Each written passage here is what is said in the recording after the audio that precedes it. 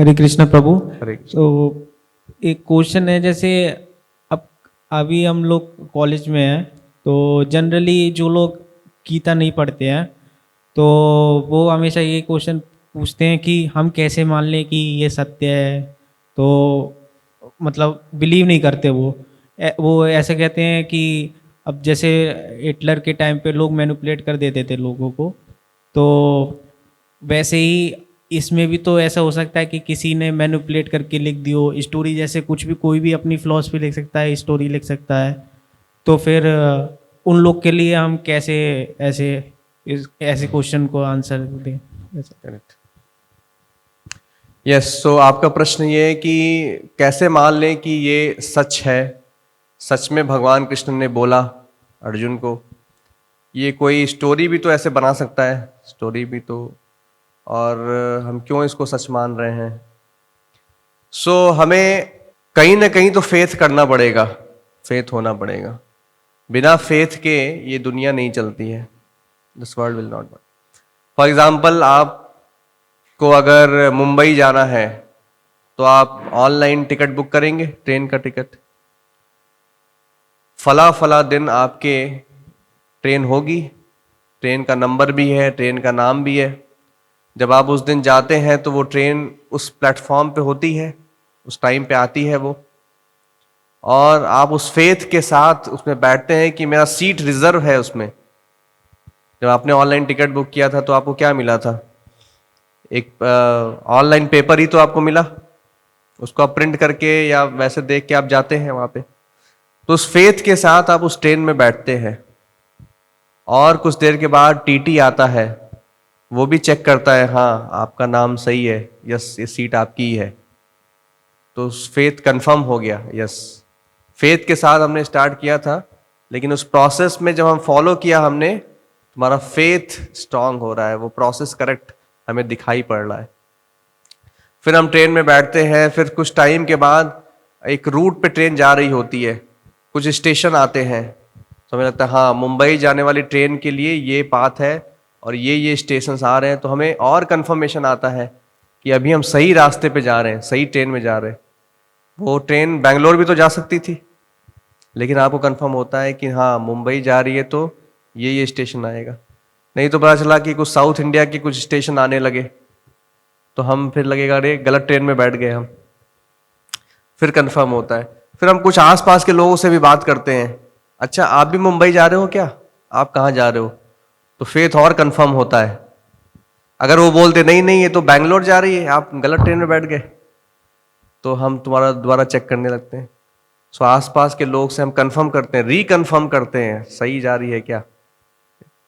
फिर हम देखते हैं कि एक पर्टिकुलर टाइम जो हमें दिया गया था, उस टाइम पे मुंबई आ ही गया, ऑलमोस्ट आउटर पे खड़ी है ट्रेन, है ना। सो इस तरीके से everything in this material world faith से स्टार्ट होता है, और जब उस प्रोसेस को हम फॉलो करते हैं तो वो रिकन्फर्म होता है, हमारा फेथ स्ट्रांग बनता है। उसमें हमें सच्चाई दिखती है, जैसा आपका प्रश्न था इसको सच कैसे माने। तो उसी तरीके से स्पिरिचुअलिटी में भी आपको फेथ से स्टार्ट करना पड़ेगा। फेथ अगर आपने गलत जगह दिया तो गलत हो सकता है आपके साथ, फेथ अगर सही जगह दिया तो सही होगा आपके साथ। अब क्या प्रूफ है कि ये ट्रेन में मेरा टिकट है? क्योंकि आपको फेथ है आईआरसीटीसी वेबसाइट के ऊपर, गवर्नमेंट अप्रूव्ड वेबसाइट है, इस पे तो गड़बड़ नहीं होगा। बट हाँ कुछ लोग फेक वेबसाइट भी बना के लॉन्च कर सकते हैं, वो भी कर सकते हैं, लेकिन मोर और less you have faith.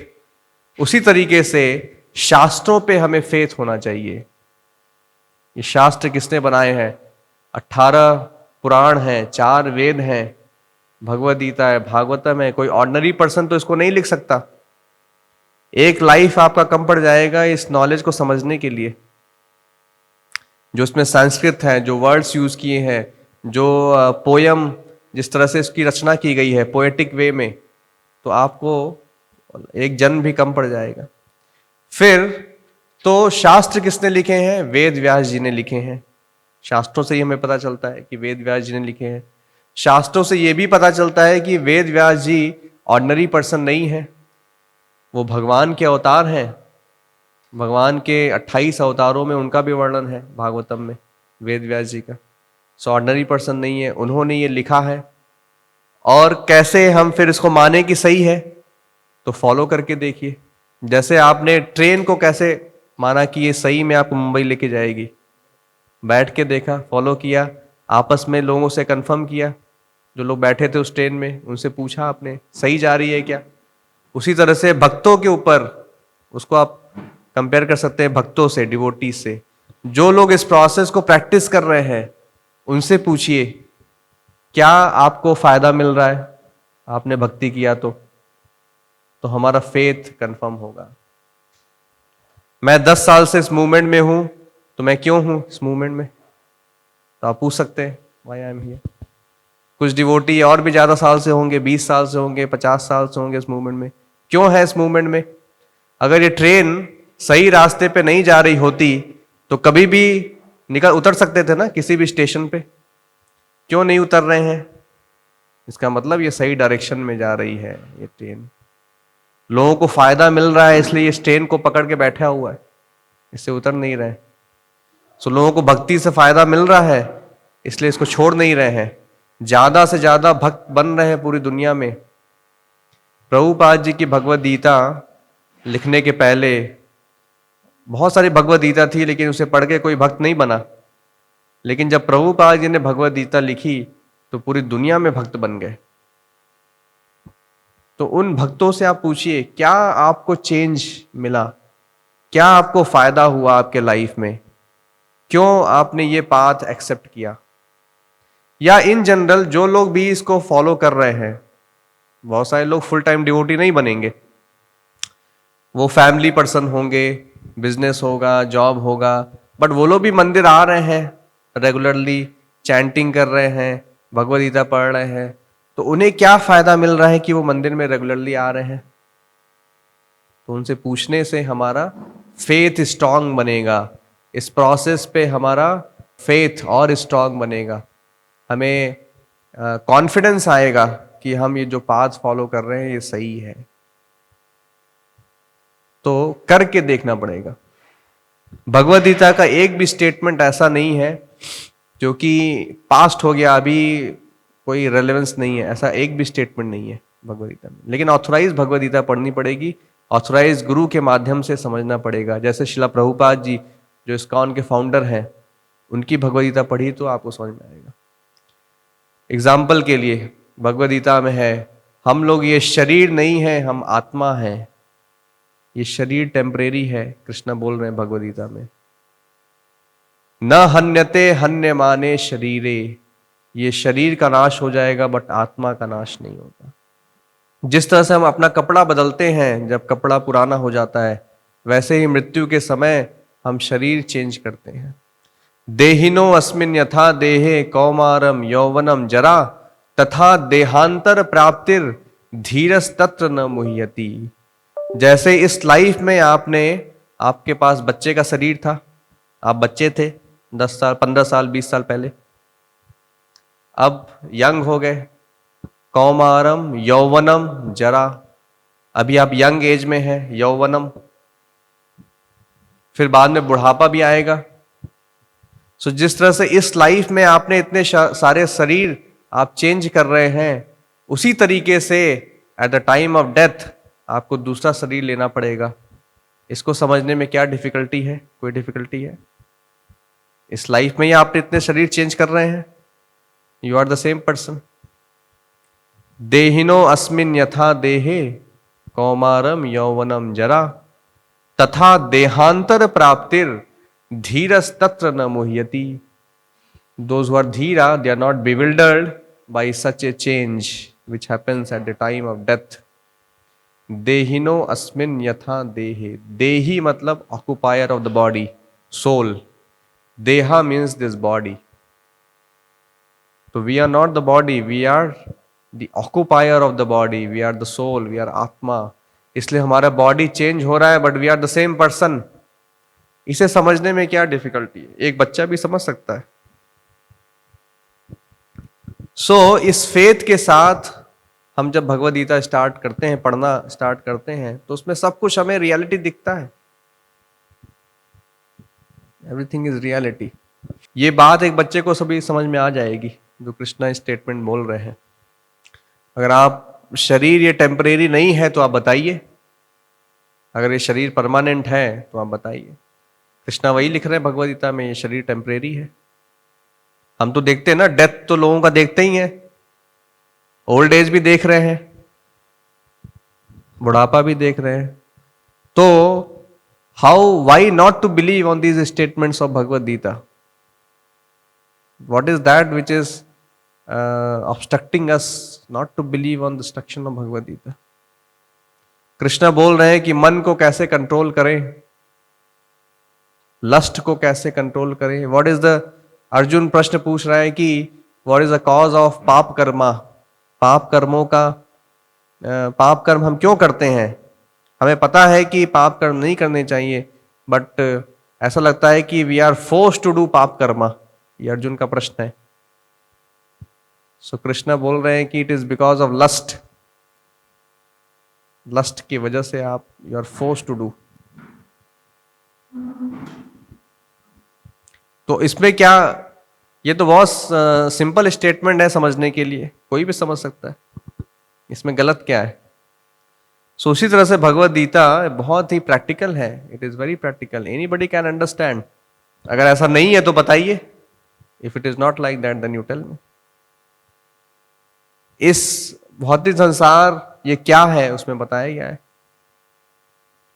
We all are attracted by, influenced by the illusory energy of Krishna. माया शक्ति से प्रभावित हैं हम लोग इस भौतिक संसार में, 3 गुणों से प्रभावित है। नहीं है तो बताइए ऐसा। कृष्णा को हम भूल गए हैं। कृष्णा भूलिया जीव भोग वांछा करे, निकटस्थ माया झपटिया धरे। जैसे हम कृष्णा को भूल के भोग वांछा करते हैं, इंद्रिय तृप्ति की वांछा करते हैं, निकटस्थ माया झपटिया धरे। माया वैसे ही बहुत पास में है आपके, आपको झपट करके पकड़ लेगी। निकटस्थ माया झपटिया धरे, इसमें क्या समझ में नहीं आ रहा है हमें। इस fact, if you are not serving Krishna, Prabhupada ji बोलते हैं, if you are not serving Krishna, you will be forced to serve somebody else. Our constitutional position is to be servant.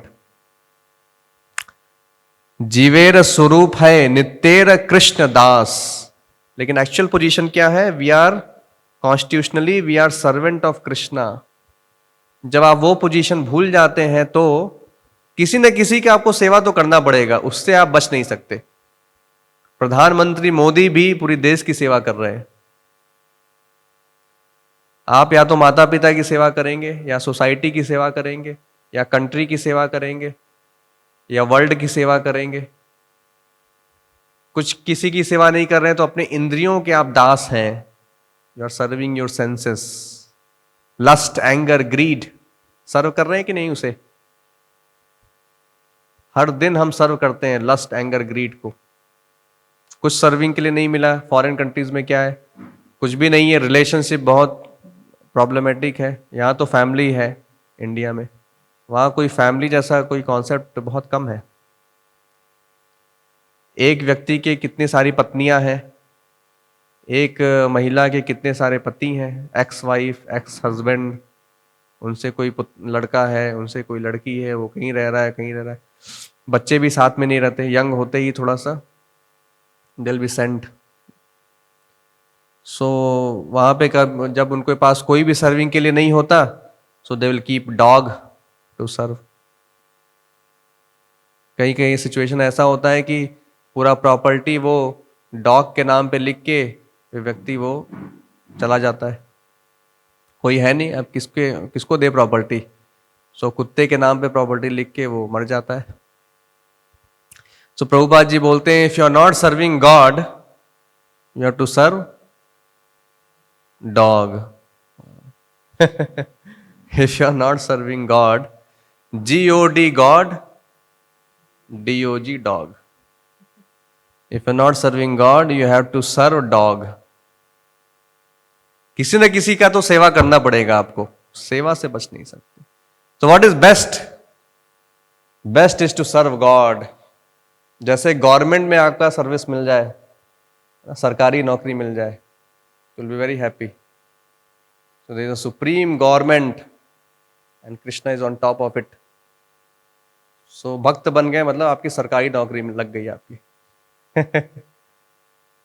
So you will become happy.